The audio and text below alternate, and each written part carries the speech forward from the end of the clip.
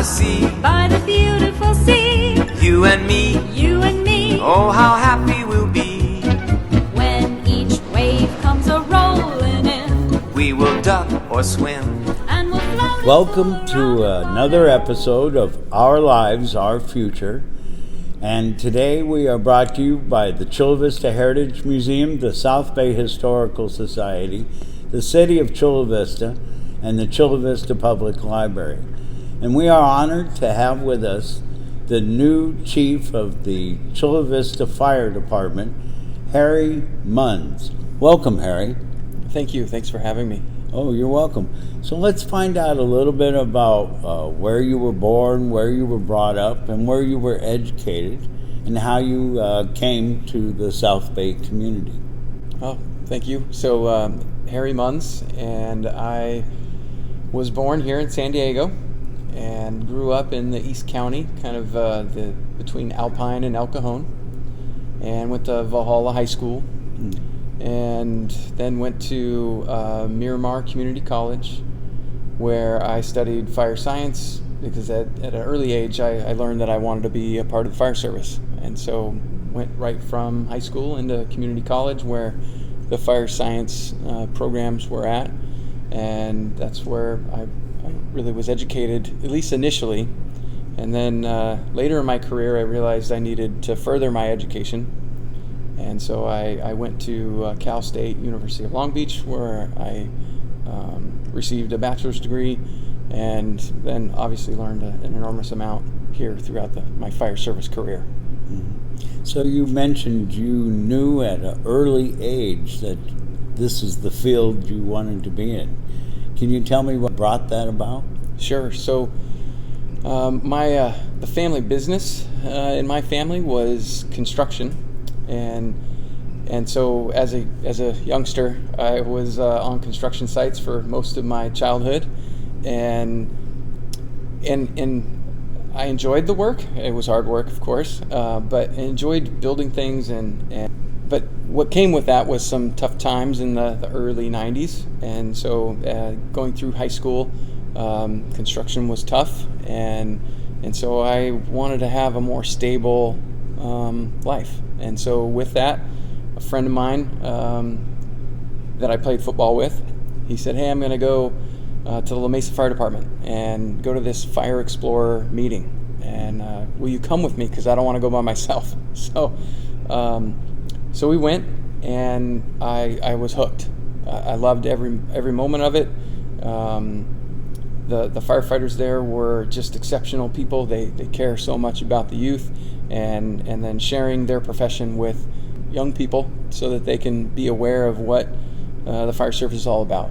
And that's what the Explorer program is all about, is to allow kids that are in high school age to learn about the fire service, actually perform some of the skills, actually eventually do ride-alongs and go on emergency responses and really understand what it is before you really commit at the college level after you graduate high school and commit to a career. And so, like I mentioned, I was hooked after the first meeting.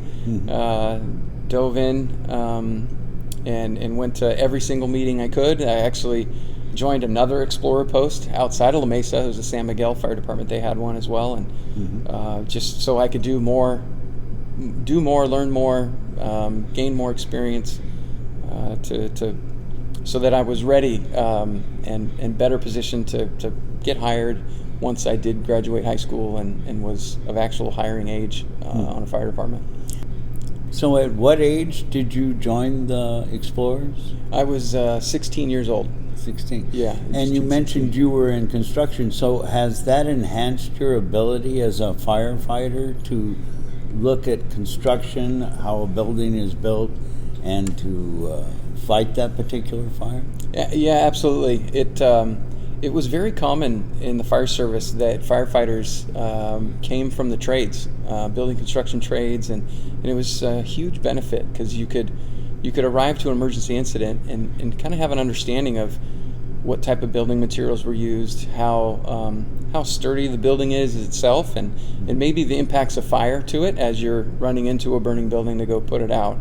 it definitely was a huge benefit. And even though I was, working at my dad's construction company, on the weekends or over the summers, that having that experience provided a lot of knowledge about building construction and how buildings are put together and where they're strongest and where they're weakest, and that's a huge benefit to firefighters. Mm-hmm. So the Explorer program, is that a program that still exists today? Yeah, sure is. And in fact, the Chula Vista Fire Department has their own Explorer program, our own Explorer program, and it's a huge benefit because we get to give back to the community. We try to entice young kids to take a look at the possibility of the fire service, and gives them the same thing that I described, that I found, a great opportunity to see what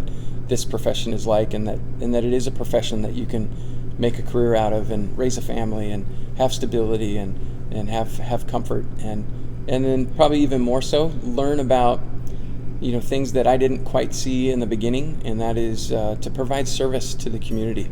And that's been an important part of my life, is that especially in the fire service, is to be able to provide assistance to the community that needs it, and be there to solve problems for folks that are in a tough spot. And it's very rewarding to be able to do that, and what's kept me in the fire service for sure, and maybe driven me to move up through the ranks within the fire department. So what's the earliest age you can participate in this program? So 16 years old is pretty much the starting point, and the program, it's actually a joint program between the fire service, and I say that generally because each fire department has a choice to have an Explorer program or not. Mm-hmm. And it's a joint program with the Boy Scouts of America. And so it's actually kind of a unique but perfect fit, because that's really what the Boy Scouts are about, is to educate the youth about what's out there and how to be experienced in things of all walks of life, and this is a great opportunity. There's also other Explorer programs, like the police department has an Explorer program, and several other industries have them. It gives our youth a great opportunity to see what's out there and learn about it before they commit to it. Mm-hmm. But it does time out, so that's 16 to 21 years old. 21 is the ceiling to it. It just kind of moves outside of the scope of the Boy Scouts once you turn 21. So we're very lucky that you have an understanding of the backcountry and how wildfires can affect our particular community. And when we have a fire over near the border, is what type of border relations take place there to fight that particular fire? Sure, it's a great question. Yeah, before I was hired here at the city of Chula Vista, I worked for the state, the California Department of Forestry. So I worked 2 seasons as a seasonal firefighter with them, and gained a lot of experience about fighting wildland fires or vegetation fires. And in fact, I was stationed at the Campo Fire Station, so right near the border. That was a common thing that we did, is fight fires along the border. Mm-hmm. And what a unique question, because in the mid-90s, when I did that work, we did not cross the border. That was pretty much a policy that was not done. The bad part about that is when we didn't cross the border, we couldn't extinguish the whole fire, because the part that was in Mexico, we wouldn't put hose all the way around it and ensure we extinguish it in Mexico if it was across that border. So it was difficult, because the fire would maybe calm down at night, and then it would pick back up the next day, and we would be back out there as it crossed a different area of the border. So now currently that policy has changed, and really the state, the California Department of Forestry, or CAL FIRE now, they've chosen to be more assertive, and they do cross the border, and they do ensure they extinguish the entire fire, so that they're not coming back out and using valuable resources. So that was your time with the Department of Forestry, You learned more about wildfires and things like that. And then you were hired by the Chula Vista Fire Department in 1996? 1996, yeah, by Chief Hardiman. He offered me that job. I was so very grateful. As much as I enjoyed working for the state and fighting wildfires, my goal was always to work for a municipal type department, and Chief Hardiman, gave me that first opportunity in 1996. So before you became a chief, the last position you held was the Deputy Fire Chief in charge of operations. But along the way you were just a firefighter, you were an engineer, you were a captain, training captain, and also a battalion chief. So you worked your way up along the ranks. Can you tell me what that was like for you in those many years of service? And by the way, how many years of service are we talking about so far? Sure, yeah. I'm with Chula Vista specifically, I'm coming up on 25 years. In general, if you were to count all my Explorer time, I'm coming up on 30. Wow. So, yeah. So, but as far as full-time work with the City of Chula Vista, it's approaching 25 years. So as far as the different ranks, it's a progression. Coming on as a firefighter, it's our entry-level position, and that's where you're learning a lot of the basic techniques of pulling hose and throwing ladders and treating medical patients, and really making sure you do those core services that the public thinks of when they think of the fire department and they hear a siren going down the street. Right. And then progressing on to the engineer position, that's when you are responsible for the fire apparatus, all the equipment, the inventory, ensuring that it operates properly, and then even more importantly, making sure that while you're at an emergency incident, it's all mechanical equipment, so things can go wrong. And what's critical about that is that if you're fighting a fire and you have an engine issue, that means you can't pump water anymore. But you have crews inside a hostile environment, and you need to make sure they have water, and that's what's going to keep them safe. So you have to troubleshoot and be able to think on the fly and find ways to keep everybody safe from operating the apparatus itself. And then from there, it's you jump into a leadership role at the captain rank.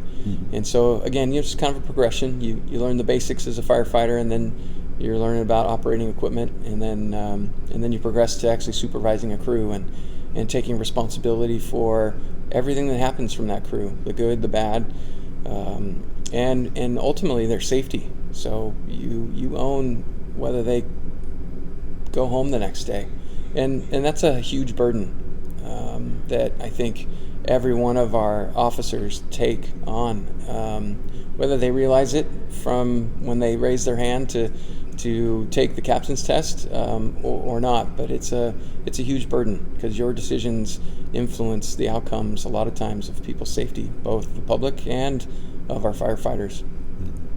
So but that's also a really rewarding position as well, because you are put in that position to change outcomes of this incident or emergency or disaster that has taken place,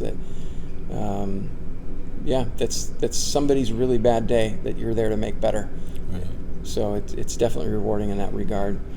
And then as you mentioned, I was a training captain, so we have a training division. The fire service is it's a technical job, believe it or not. I think in the early fire service, it's go put water on the fire and call it good. It's more complex than that now. Like, buildings are built better, they're more hazardous, the furnishings that are inside are more volatile, so firefighting becomes more of a hazard. Medical expectations as far as our training goes has increased. Every firefighter is at least an emergency medical technician, with every rig having at least one paramedic that rides on the rig. And paramedic training is significant. It's just shy of being a registered nurse, but you're out in the field. It's pre-hospital, so you have about 3 or 4 bags worth of medical equipment that that you can really make a huge impact on somebody's medical emergency and how they survive that and what their outcomes are. So with all that comes an enormous amount of training, and it's not just initial training. You take a 1-week class and then you're good. It's take the training, and then you have to refresh that training, and you have to recertify on the equipment. You have to maintain the credentials that come with the fire service, and so the training division is a critical component. And then on top of that, things change. Firefighting tactics change, emergency medical tactics change. So we have to ensure that we stay up on those, and we have a training division focused on that. And that's the primary role of a training captain, is to keep the department in shape and refreshed and on top of current trends, and ensuring we're doing things right to keep us and the citizens safe when they do call for the fire department. And then I promoted to Battalion Chief, and so Battalion Chief is just that next layer higher of supervision. And so instead of as a captain, you're managing a 3 or 4 person crew on a fire engine and a fire station. Now Battalion Chief is managing 5 to 6 fire stations, and 5 to 6 company officers with full companies, and so now you're in charge of what we call a full battalion. And the city of Chula Vista is actually divided up into 2 battalions. Okay. So we have 2 battalion chiefs on duty each day, and they have their assigned stations and personnel and companies that work for them to accomplish our mission, respond to the needs of the citizens. So how many firefighters currently are you overseeing? Every day there's between 49 and 53 firefighters on duty.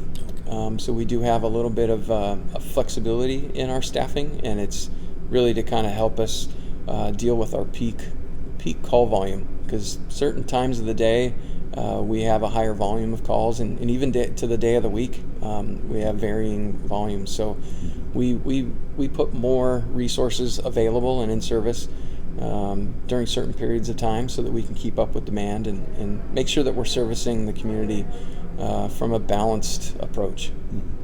So what are your shift times like? So for me personally, it feels like it's 24/7 nonstop. But I do get to go home at night, so that part is good. But the phone is always on, always within reach, as this new position has taught me.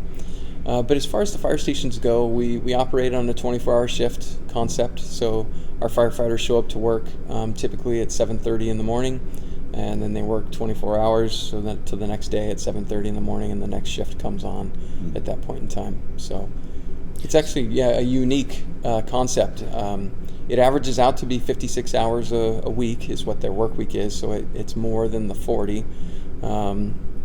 So I don't know, sometimes it's tough for other working professionals to see how does that work, and how does that function, and I think a lot of folks think of gosh, is there a way to do different type of shifts and those type of things, and really the 24-hour shift is really the best financial approach, because we're able to work through the 24-hour shift and to accomplish that coverage for 7 days a week, 24 hours a day, 7 days a week, 365 days a year.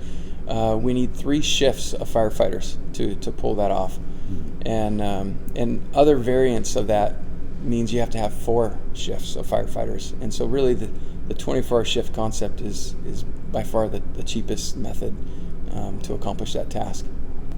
So when you're fighting a fire and you notice a house has solar panels connected to the house, does this present any different types of problems for you in a sense? Yeah, it sure does. Solar panels are great for the environment. They're great for our utility bill.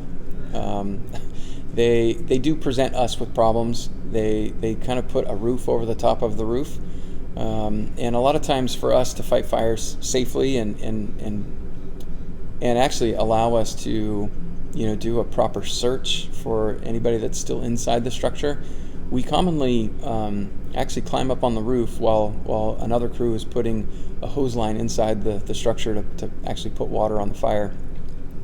We'll send a crew to the roof and we'll cut a hole in the roof to allow hot gases and smoke to be removed from the structure. And it's all timed, believe it or not, at least we try to, as perfectly as possible.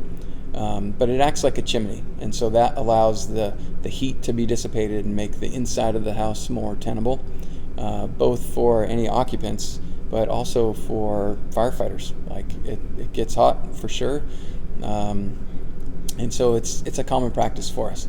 The solar panels present us a pretty significant problem because we can't really cut through the solar panels with them installed the way they are. So we commonly avoid that tactic.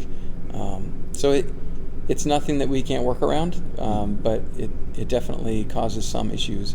The other big issue is that there is an electrical shutoff at your electrical panel, but there's still electricity possibly being produced by the solar panels, pushing to your electrical panel, and that's often hazardous for us because a lot of times when we're trying to find the fire inside the structure, sometimes it gets in the walls and we have to pull the walls or pull the ceilings down to expose the fire itself, and a lot of times we'll get caught up in the electrical wires from the panels to the solar panels to the electrical panel itself, and so you can't de-energize it if they're producing electricity. We just have to be extra careful, and sometimes it does cause problems. Do your stations still have a pole that a firefighter goes down? Right, so it's a good question. Actually, up until this last year, we did not have any stations with a pole. Oh.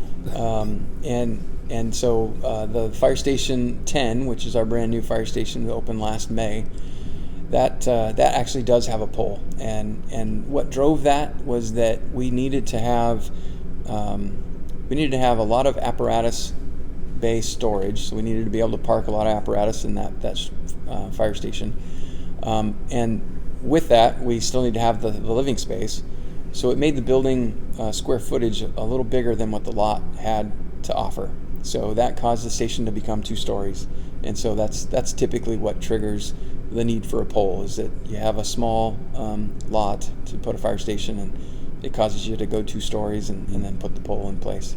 Oh, I see. Yeah. Okay. So you have 10 stations you oversee right now? Yes. So there's a new station coming up, the Montgomery station, I believe. Is that a new station? Well, no. I think I understand what you're describing. You correct me if I'm going down the wrong path. But we have 2 fire stations that are quite old. They were built in the 60s. Okay. And they're being replaced. So they're not new to our fire station network. Our fire station network's still 10, but they're being rebuilt, and they're being rebuilt in different locations. And I'm highlighting that because we actually put a lot of effort into looking at our fire station network and determining where are our gaps, what can we make efficiencies, can we place these stations in a better place to reduce response times and serve the public in a better way. And we found just that if we made some adjustments in their locations, we can actually enhance our services to the citizens. So it was really a great benefit and a huge cost savings. Because a lot of times if you're putting a fire station back on the same lot that it was on, then you have to relocate the crew, you have to stand up a temporary facility, and that's big dollars. And so this was a twofold. One, we're going to see probably a 4 to 5% improvement on our response times, and we reduced the cost significantly of actually building those stations without having to put up a temporary fire station for both. Mm-hmm. And you were instrumental in investigating this and putting this forth. Yes, absolutely. As you mentioned, being the Deputy Chief of Operations, like that was my focus, was to ensure operations were running as smooth as possible, but then looking for potential for efficiencies and trying to do better with the resources that we do have. So it was a long and tedious process. It took probably about 3 years to put it all together, and then thankfully for Measure P, the sales tax, it was a great benefit. It allowed us to move forward on actually replacing fire stations that we were old ones that we were sinking a lot of money into maintaining and keeping them running, to relocating these fire stations to a better place to serve the public, and then ultimately the firefighters, right? They're not having sewer problems, they're not having asbestos problems, they're not having mold problems with these new facilities. Mm-hmm. So you were instrumental also in putting forth the data when Measure P was put forward to provide those extra funds to our first responders. Yes, it was a collaborative effort. The city was driving that from the Public Works Department, and just really ensuring that Public Works was aware of our pain points in the fire department and how our facilities were either enabling us to provide the best service possible, or maybe causing us a struggle to provide those services. So it was a lot of work to determine what those were, and then try to put them in a good priority order. So we're focusing on the right things first, and putting the dollars to work most effectively. So we're in the year of 2021, and we're going to have some big development start down on the bayfront. And how is the fire department looking at that development taking place, and the added coverage we'll need down in that area, not only for the construction, but ongoing as the development takes place? That's a great question, and it's absolutely on our radar and the radar of the city itself. It is a significant development which will draw quite the population base, and we've done the assessment, and it calls for a fire station to serve that area properly, and that's all part of the master plan of the development itself, and of course it's a three-party effort: the city of Chula Vista, the port of San Diego, and then the developer themselves. So it's all on the radar about a fire station being built there, and then staffing it with actually two companies.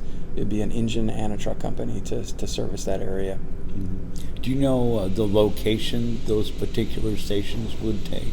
That is a great question, and there's definitely several parcels that are potentials, but nothing has been identified with certainty of the locations. But it appears right now that they'll definitely be west of the 5 in that area.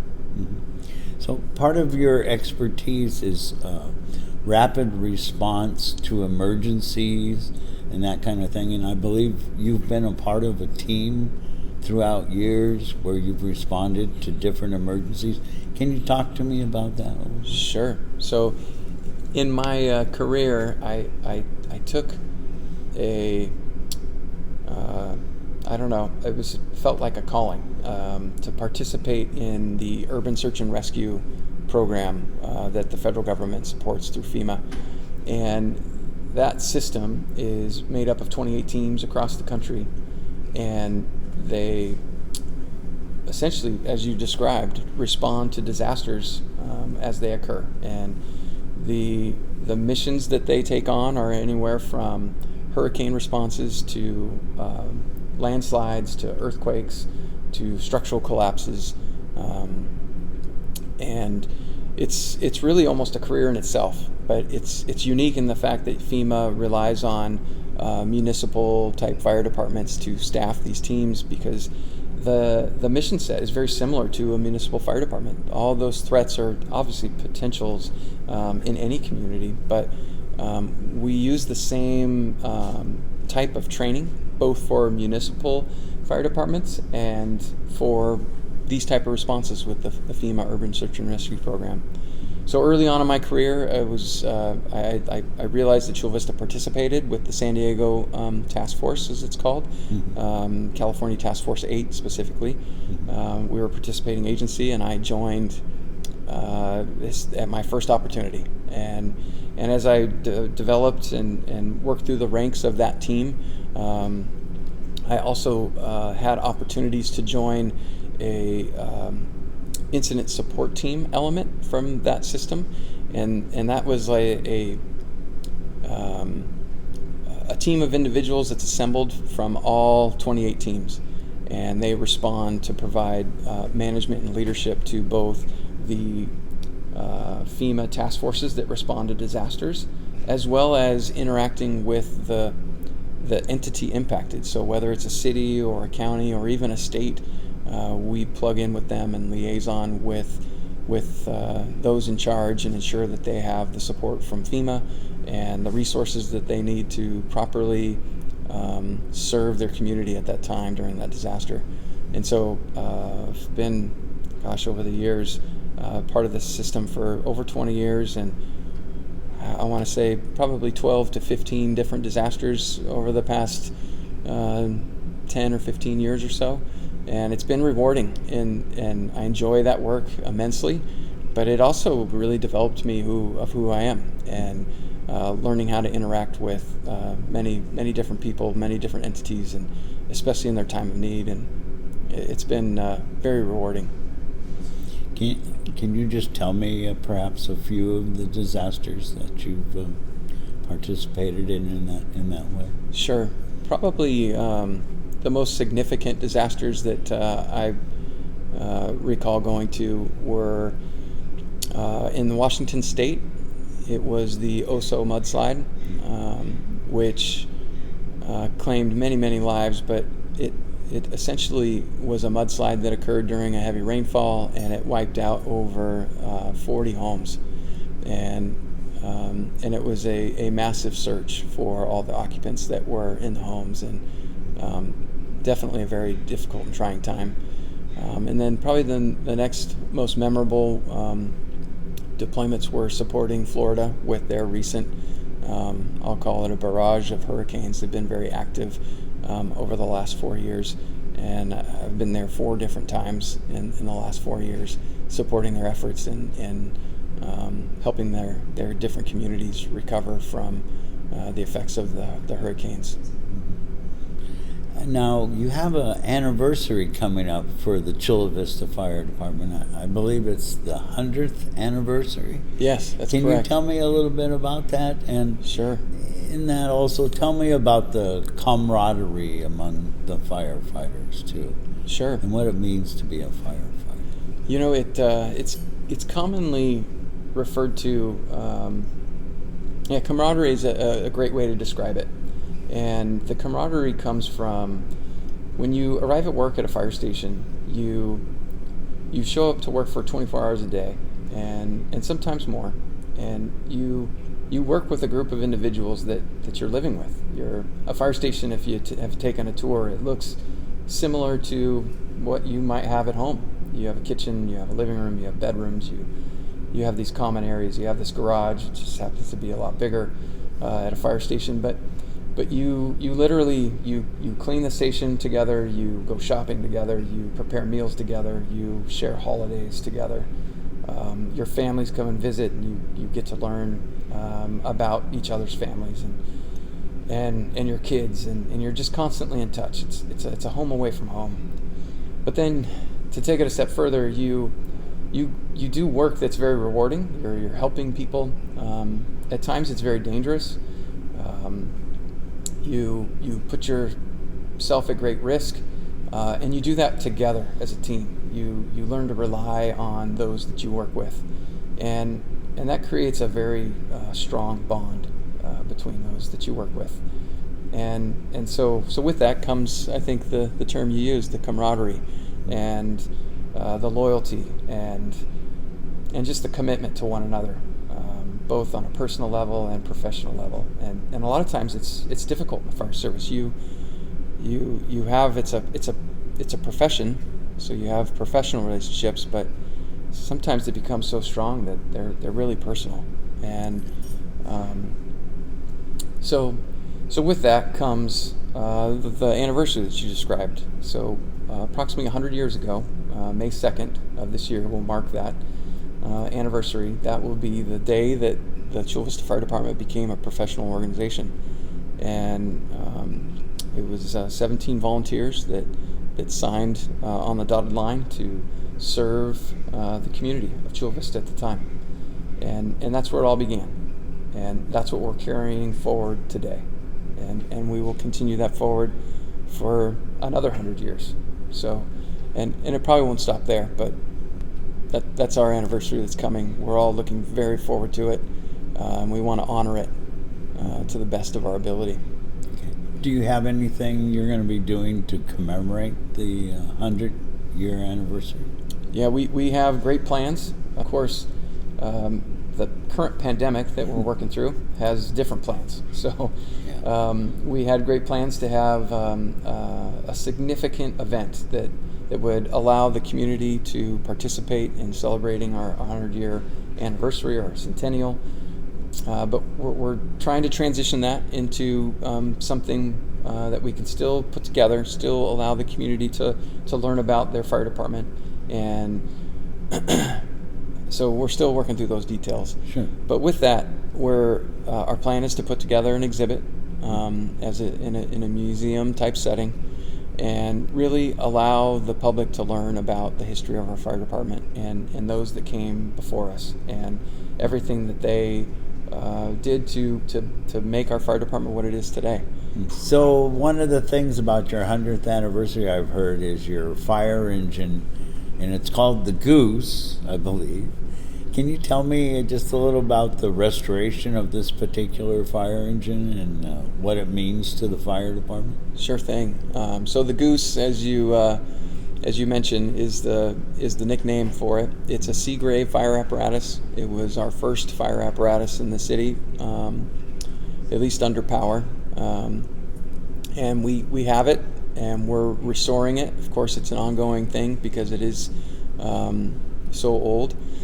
It's a 1921 Seagrave pumper, and it's actually in really good shape. It's not in bad shape, but to get it completely functioning, right? That's the goal, is to make it completely function, to run, so that we can properly display it, even put it in parades to really show it to the public and the community, the history of their fire department.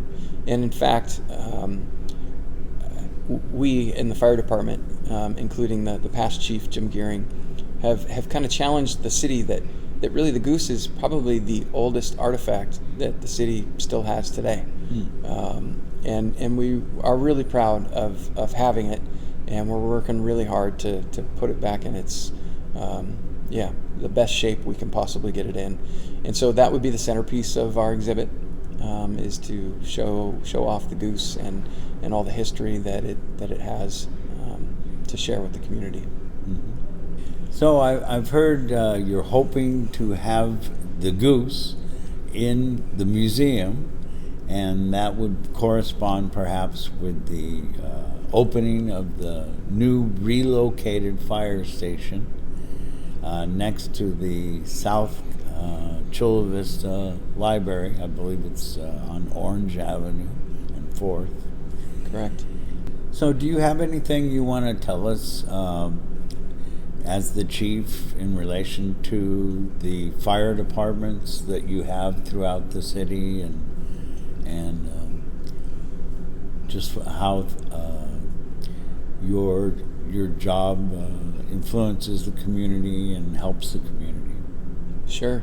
I guess ultimately we just want to ensure the community knows that we're here for you, and that's our purpose, is to serve the needs of the community and respond to your emergencies and even non-emergencies. We need to do better about preventing emergencies from happening and ensuring our kids are educated about fire safety. But ultimately, that's our goal, is to serve the community and ensure that they, when they have a need, that they have somebody they can call, and when they do call, we show up and can handle their emergency and ensure that they are as safe as possible. Well, talk to me about if a young person comes to you today and they look up at you and they say, I would like to be a fireman.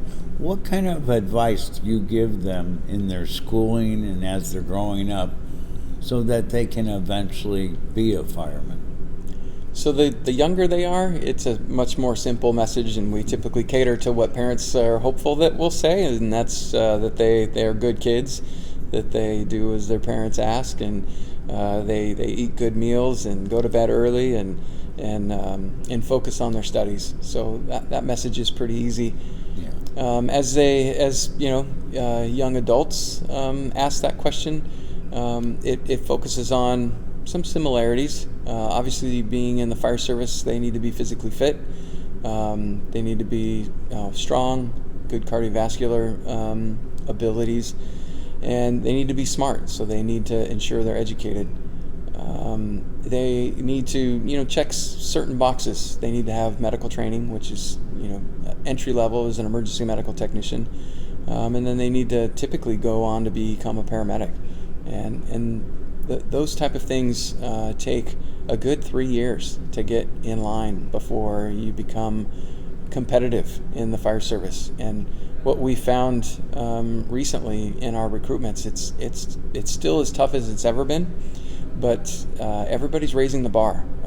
It's extremely common that every candidate we see in the final interview has a bachelor's degree or higher.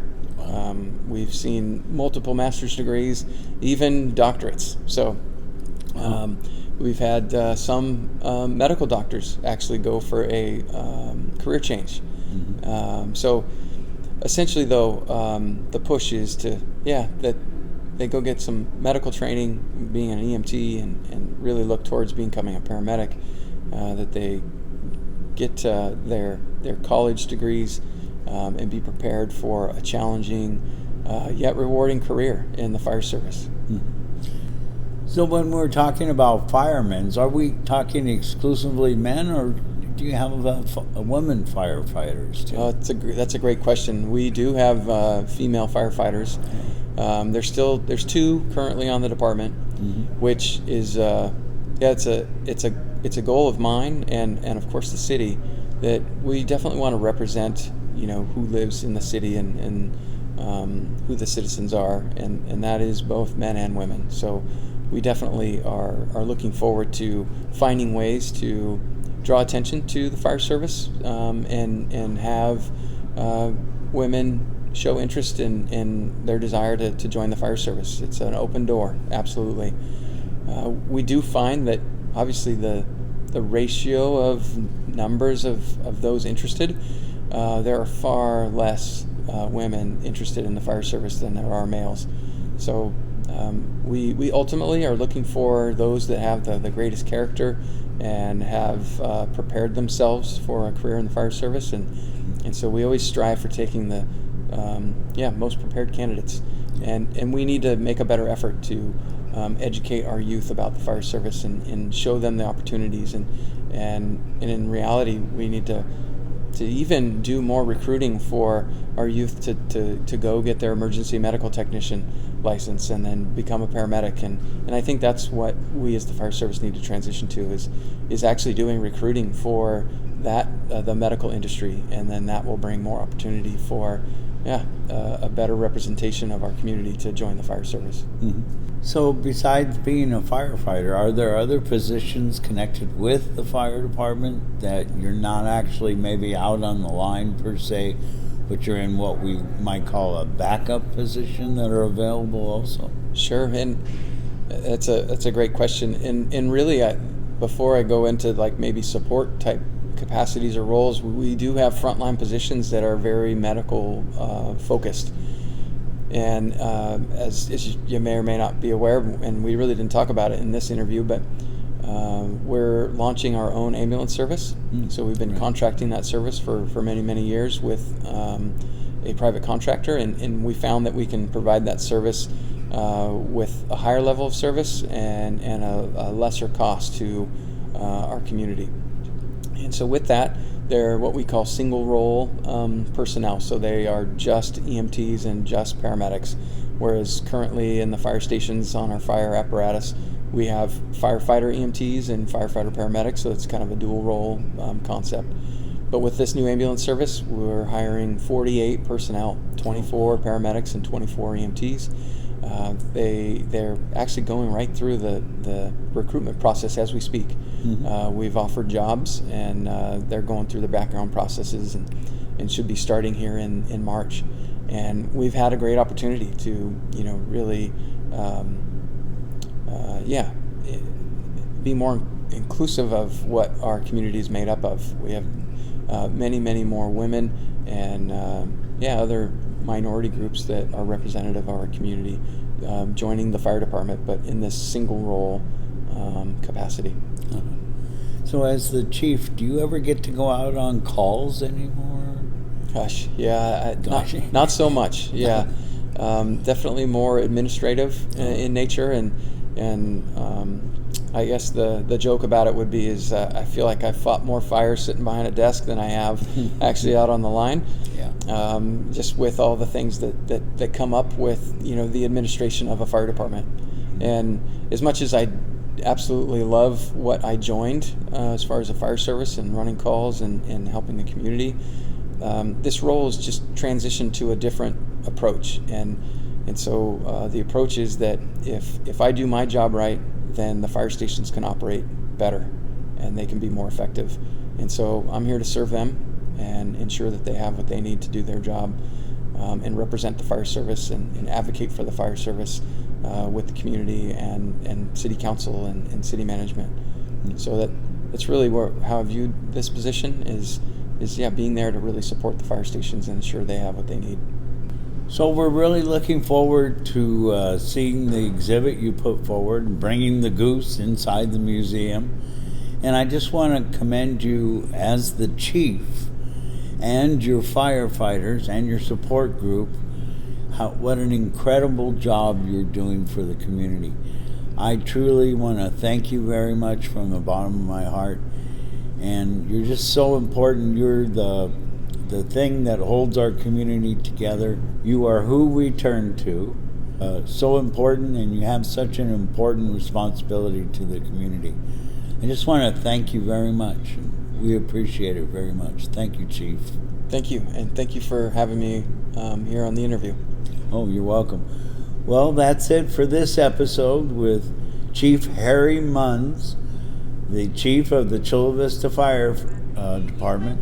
And thank you all for being with us in our lives, our future. And we'll see you next We time. will duck or swim And we'll float and fool around the water. over and under. And then up for air. Pa is rich, Ma is rich. so now what do we care? I love to be beside your side. Beside the sea, beside the seaside.